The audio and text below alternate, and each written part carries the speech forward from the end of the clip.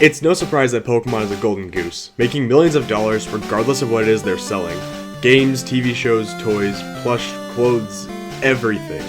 Pokemon has made a cultural impact so big that it is so surprising that such a simple game about capturing wild animals and using them for personal gain has been able to last for around 22 years.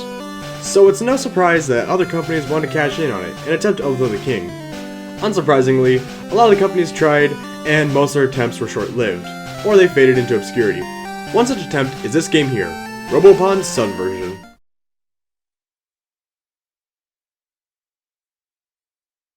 Robopon is an odd specimen from the Game Boy Color library. It was developed by Hudson Soft, the same company that made the classic games like Bomberman and Balk, and its Western release was handled by Atlas, the same Atlas behind Persona, Shin Megami Tensei, and their own Pokemon style of game, Demi-Kids. Unfortunately, not everything these companies touch is going to be gold. Atlas proved that with Virtual Highlight. Initially, Robopon wasn't well received in the West, and, unsurprisingly, was labeled as a Pokemon ripoff. Robopon Sun version would debut in the US on December 4th, 2000, just a few months after Gold and Silver's US release, surely guaranteeing its early demise. Now, in Robopon's defense, it was released in Japan on the same date, but 2 years prior, on December 4th of 1998, almost a whole year before Gold and Silver ever launched in Japan. In Japan, this game managed to be a Pokemon knockoff with a bunch of interesting changes, and due to being released before Gold and Silver, it ended up having a real-time clock and being in full color first. However, in the West, the novelty of these features were rendered moot thanks to it being released post-Gold and Silver.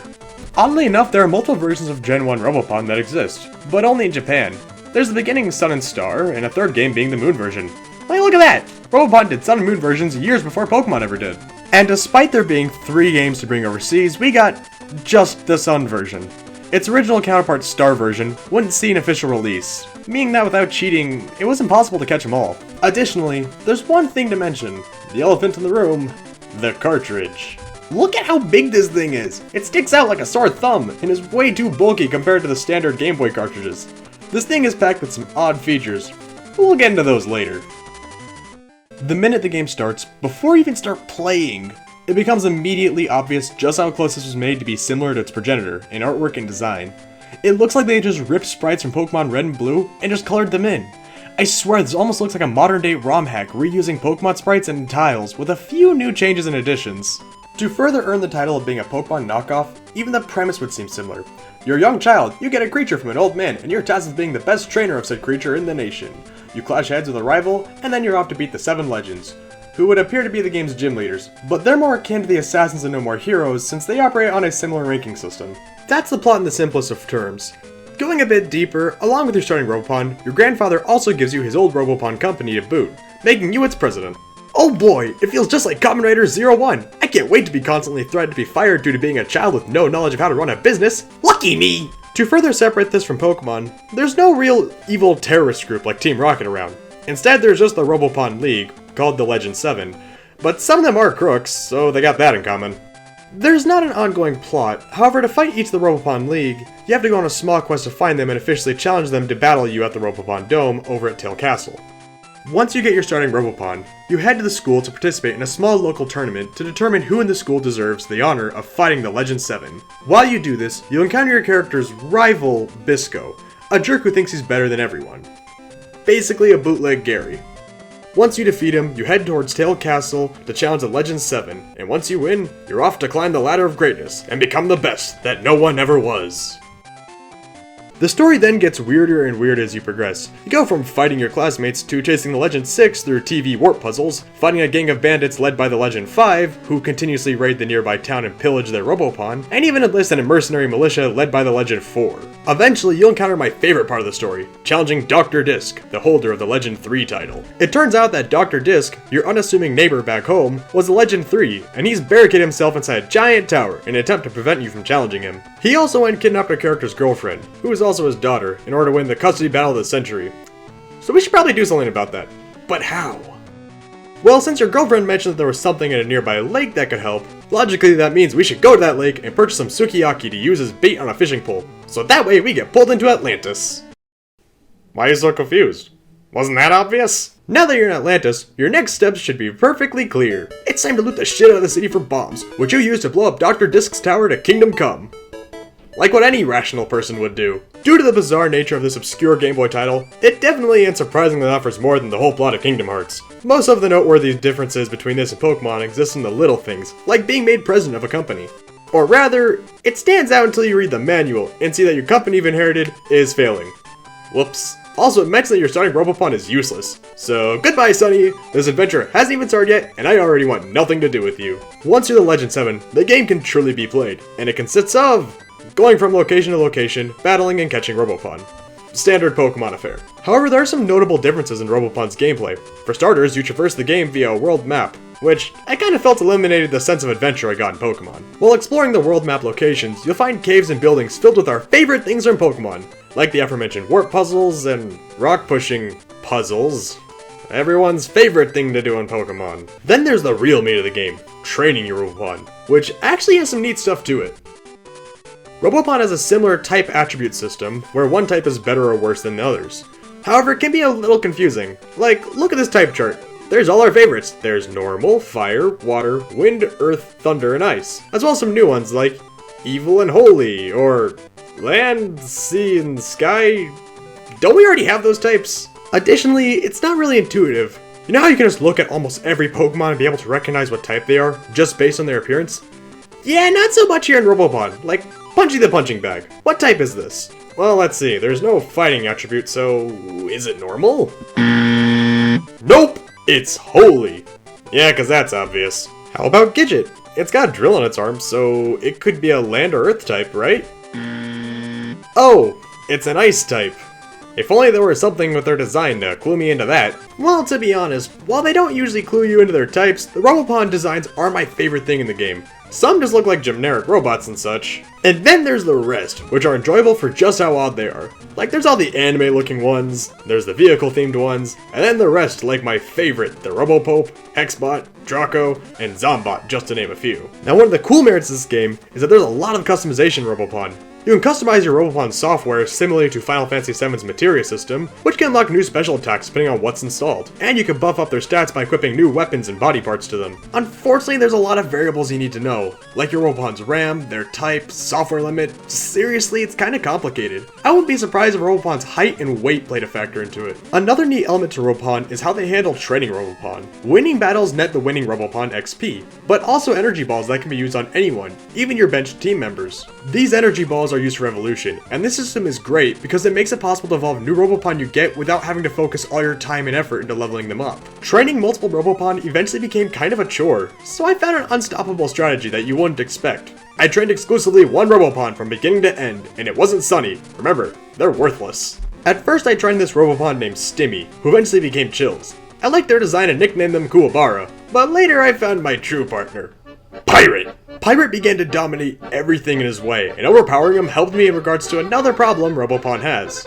Too many gimmicks. You have your regular turn-based battles, but then you have your gimmick fights, like Puncher, a fight where your Robopon compares their strength to the opponent's Robopon. There's Jumper, where two Robopon compete in long-distance jumps. There's also Defender, where you pick random cards and then you take damage, whoever lasts longer wins. And finally there's Speeder, where two Robopon spawn in a Pac-Man-styled maze and race their way to the end. And you have no control over this, meaning you can have the faster Robopon, but still lose because they ran back and forth for a while. That's why I ended up training one Robopon into an undefeatable machine, because whenever I fought one of these battles, Pirate's stats would be so high, he would just decimate everything in his path. Now I know what you're thinking, how do I get more Robopon? And that is an excellent question. Some Robopon are given to you by others, so it's in your best interest to talk to everyone for the odd chance that they'll give you a new Robopon. In each town there's also a laboratory where you can invest money into, and after a little while, they'll sell you some new Robopon for you, and buy the ones in your garage that you won't use. Now that's not the only way to get new Robopon, as you will be assaulted by some in the wild. So how would you go about capturing a robot? Well, with a magnet, of course. Nothing wrong with that statement. When you capture wild Robopon, sometimes they may not be willing to take orders from you, just like some Pokemon would. If this was Pokemon, you'd have to wait until you had the proper gym badge to make them obey. But Robopon works a little differently. All you need to do is take a trip to your local laboratory and upgrade their CPU, and then boom! They are yours servant to abuse and trash as you please. Well, now I feel sick. Another small and neat feature is the quick access to your garage, or PC. In Pokemon, you have to trek all the way to the nearest Pokemon Center to find a PC to switch Pokemon. However, in Robopon, you can just access it in the middle of a cave without any trouble. Even though you're on a journey to become Legend 1, remember, you are also the president of a failing Robopon dispatch company. And no, filing for bankruptcy isn't an option. Investing in your company can unlock amazing benefits, like the dispatch room, essentially the Pokemon daycare, but running on a clock instead of a pedometer. This is already neat, but it also means you can just reset the game and change the in-game clock to expedite the process. So if you really want to train a team instead of just one Robopon, well, here's your solution. I honestly think the only way to play this is via emulation instead of physically. Not only is that what I did to gain footage, but it was a lot simpler and faster. However, doing so loses out on some of the true Robopon 1 experience. Like that. Remember that big ass cartridge? Yeah, it has a friggin' speaker in it, which will output noise whenever a time-based event like dispatch occurs. Oh, and by the way, it doesn't just go off when the game is on, it goes off when it's just the cartridge!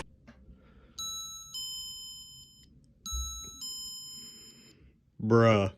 Would you believe me if I said that wasn't the only gimmick in this cartridge? Cause there's one more gimmick. And it's a weird one. This game has an infrared sensor in it as well. Why? Because you can point a TV remote at it and do something. There are some events in the game where you'll be prompted to point your TV remote at the cartridge and press buttons. Doing so can unlock doors and chests to find secrets. However, it's not exactly the most useful thing. As you progress on your journey, you'll hear about the Elite 8, which is nothing like the Elite 4 of Pokemon, because instead of battling them at the end, you can interact with them whenever you want. And what is their purpose, you might be wondering? The Elite 8 run an extensive trading ring, where you trade rare Robopon to each one of them, sometimes multiple times. Your reward for finishing it is a Golden Sunny. Oh boy, a shiny version of my useless starter. Right? Wrong. Gold Sunny is the most powerful Robopon in all of Sun version. If you put the effort in to get it, the game will be a cakewalk. Now, I didn't do this, mostly because I forgot about it. So I just said screw it and ignored it. Eventually, your journey will take you to the position of Legend 3, and mere seconds after you obtain that title, something big starts to happen. Prince Tail's castle gets attacked, and you hurry up to find out what's going on. As you reach the prince's throne room, you find a mysterious person named Dr. Zero. Dr. Zero talks about how he used to be the Legend 1 until the king of Porombo Island cheated and attempted to kill him, stealing the title of Legend 1 and becoming the island's king.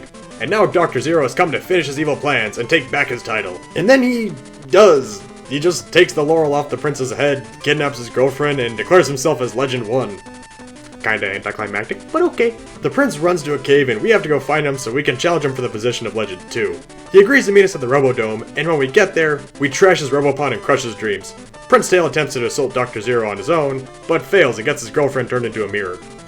Oh well, Dr. Zero then agrees to fight us, but in his own castle as opposed to Prince Tail's Robodome. You eventually make it there and take 2 warp pads and an elevator all the way to the top. Very climactic, I know. And then you fight the evil Dr. Zero. And when I say fight, I mean absolutely decimate his team because I have a max level Robopon badass pirate at my side. So you absolutely embarrass the evil doctor, and he hands you the title of Legend 1. And also declares that he'll blow up the tower because you defeated him. So he blows himself up, and then the tower begins to shake as it crumbles. At the last minute, someone you'd never expect comes to save you. It's Bisco! Remember? He was that one bully we met at the beginning? And I think I fought him once more in a random cave? How could we ever forget him? Yeah, so you escape the building and that's it. You're the Legend 1. All's well that ends well, right? Nope, the princess is still a mirror. As a post-game side quest, you can go and revive her, but I said screw it and ended it right there. So, Robopon is a weird game to talk about, because let me get this straight. This game isn't good, but I would be lying if I said I didn't enjoy it. It has lots of things from its story to some of its gameplay elements, which are good, and without playing it, it even sounds like a good game. This game feels a lot like a guilty pleasure, and I probably will return to it every once in a while, but maybe not as much as the actual Pokemon games it tries so hard to be like. For a game which tried to rip off Pokemon, it certainly did a lot of things for the sake of being different, and not all of those things worked. They should have focused on making sure the entire game was fun rather than different. If they removed the speaker, the infrared sensor, the gimmick battles, and made sure the customization features worked much better, I think this would have made for a hidden gem on the Game Boy. I will admit I did have some fun along the journey, even if the game itself wasn't very good. The story had a lot more memorable moments in Pokemon, and the Robopon like Jack Sparrow and Robopope will forever live with me. The Robopon subreddit did help a lot when learning about some of the unique gimmicks with this game, and I'm glad there's a community of fans out there willing to help people interested in these games to understand them. My final rating for this game is a blue rupee. There's a few things in this game that do work, but most of what's there don't. There are tons of better RPGs on the Game Boy you can play, and for being a Pokemon knockoff, the things this game did do to be different don't really stand out that well when compared to Pokemon Crystal. However, despite that, this game did provide an entertaining experience, one that I wouldn't mind returning to every once in a while. I can't recommend buying a physical cartridge. Emulate this game, because this game can be expensive. I spent about $45 on just the American release of Sun version, and I may have also bought the Japanese Star version as well. I'm not good with money. Despite this game unsurprisingly flopping in the West, it actually had a sequel in the GBA. It's infinitely more expensive, but after playing it for a little, I can already say it's amazing. Maybe we'll talk about it someday. But until then, this is GamingNavi, signing off.